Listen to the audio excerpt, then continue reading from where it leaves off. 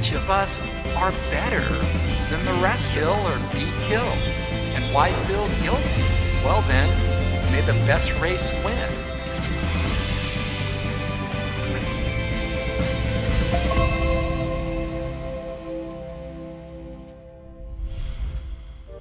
I hope you're not offended by this story, but I want to tell you an experience that I had when I was in junior high school. One day in our art class, a group of white kids painted a black kid white. I know, it's terrible, and I'm sorry. Our teacher went ballistic, of course, screaming about how demeaning it was. But it was interesting because the black kid, who was kind of the class clown, had encouraged the prank.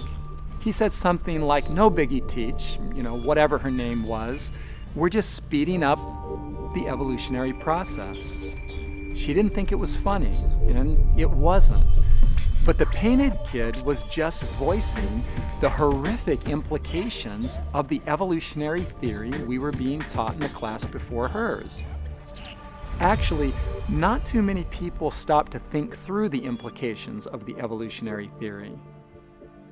I mean, have you taken a look recently at Charles Darwin's famous book that started it all? You know the one, The Origin of Species. But are you aware of the full original title that Darwin gave his book? Maybe in our politically correct culture, the complete title would be too offensive to put right on the cover. But like it or not, here's the whole title. Are you ready for this?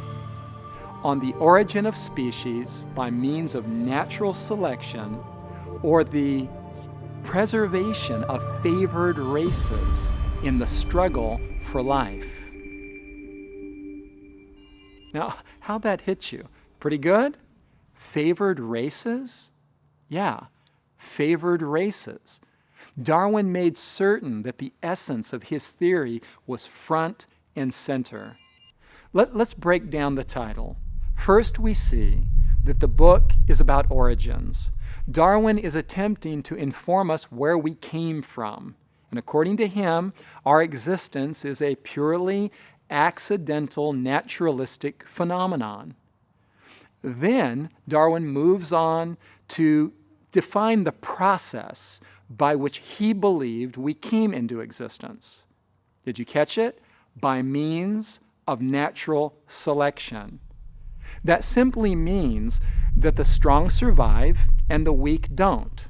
Also described by Darwin as the survival of the fittest. Every creature in this theory is in competition for survival with all others. It's natural, Darwin says, that those with stronger traits will conquer those with weaker traits. The survivors will then breed, thus preserving and strengthening the traits that are most suited to survival. And things get gradually better, supposedly, as the weak are slaughtered and the strong survive to propagate. So evolution is dependent on the elimination of the weak. In fact, if you think about it, to the degree that any of the weak survive, the evolutionary process will be hindered. And in this sense, competition and conquest are good for the advancement of life. The highest law is self-preservation, and the brutal cycle of killing is merely an amoral necessity. Which brings us back to my art class and the final part of Darwin's title. It's a mouthful for a book title, but get these words, don't miss it. The preservation of favored races in the struggle for life. The idea is so heavy that even those who believe the theory see the racist implications. And yet, no explanation can alter what Darwin means when he speaks of favored races. The theory of evolution unavoidably teaches that some races are favored above others. So it should come as no surprise to us then that Darwin's cousin and disciple, Sir Francis Galton, was the father of modern eugenics, which is a Greek word that simply means well-born. Taking Darwin's theory of evolution to its logical conclusion, Galton taught that the gifted, or more highly evolved humans, should treat the less favored among us with kindness. Get this, so long as they maintain celibacy.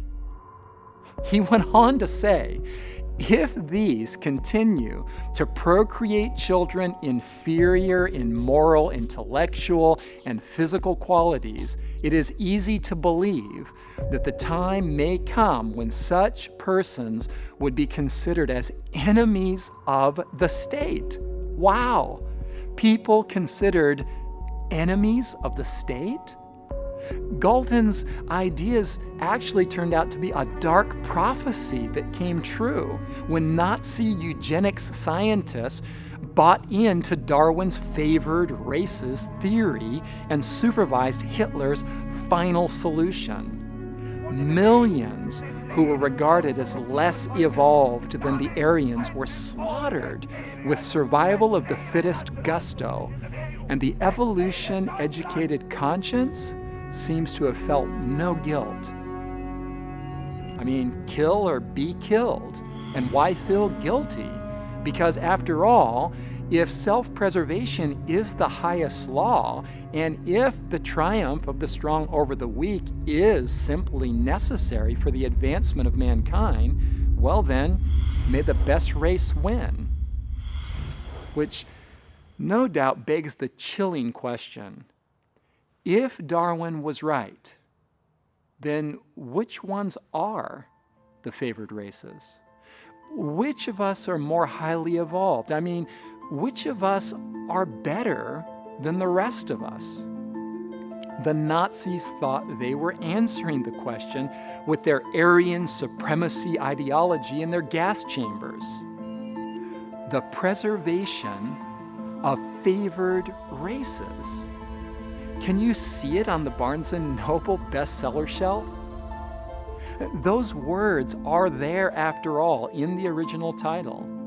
Like it or not, that is the point of Darwin's theory in all its glory. But somehow, I don't think the favored races title would sell the book. The kids in my 7th grade art class, they understood the implications of Darwin's theory. The question is, do we?